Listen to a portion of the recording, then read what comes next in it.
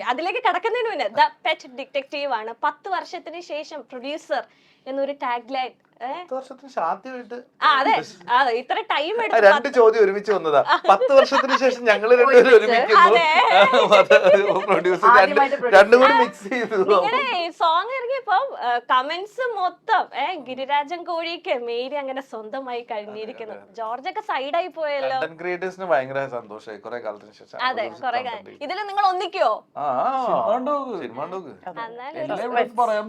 Suspense ആണ്.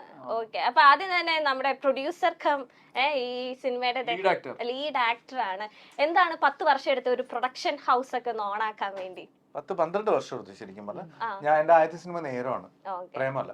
അപ്പോ എന്താ പറയാ, ഒരു സിനിമ, നല്ലൊരു സിനിമ, നല്ല എല്ലാവർക്കും ഇഷ്ടപ്പെടുന്ന ആബാല വൃദ്ധജനത്തിനും വന്ന് കണ്ട് ഇഷ്ടമാകാവുന്ന ഒരു സിനിമ ചെയ്യാൻ നോക്കിയിരിക്കുകയാണ്.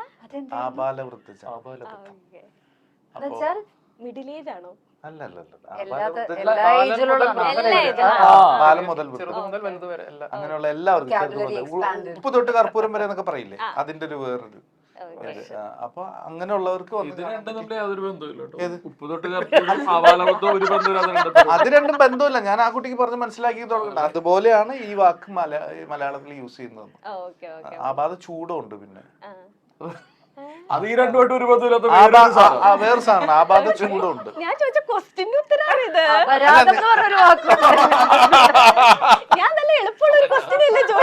ഞാൻ പറഞ്ഞതാണ്, ഞാൻ പറഞ്ഞത് ഭയങ്കര സിമ്പിൾ ആണ്. അപവാദം എന്ന് പറയുന്നത്, അവിഹിതം എന്ന് പറയുന്നത് പടം മാറി. ആക്ച്വലി നമുക്ക് ആ കളി കളിക്കായിരുന്നു, വേർഡ് ഗെയിം, സ്റ്റോറി മേക്കിംഗ് കളിയില്ലേ. ഞാൻ കുറെ കളികൾ പറഞ്ഞിട്ടുണ്ട്, പക്ഷേ ഞങ്ങൾക്ക് നല്ല കണ്ടന്റ് മേക്കർ ആണല്ലോ. ഞാനിനി അതിലേക്ക് ഇറങ്ങാൻ ഡിറ്റക്റ്റീവ് കഴിഞ്ഞാൽ വേണ്ട, തെലുങ്കിൽ അത്യാവശ്യം നല്ല ബിസി ആയിട്ട് നടക്കല്ലേ, മലയാളത്തിലേക്ക് വന്നിട്ട്. അപ്പൊ ഇതാണ് എല്ലാവർക്കും കണ്ടിഷ്ടാകാവുന്ന, നമുക്കെല്ലാം പരിചയമുള്ള ഒരു ജോണറിലുള്ള ഒരു സിനിമ. അതാണ്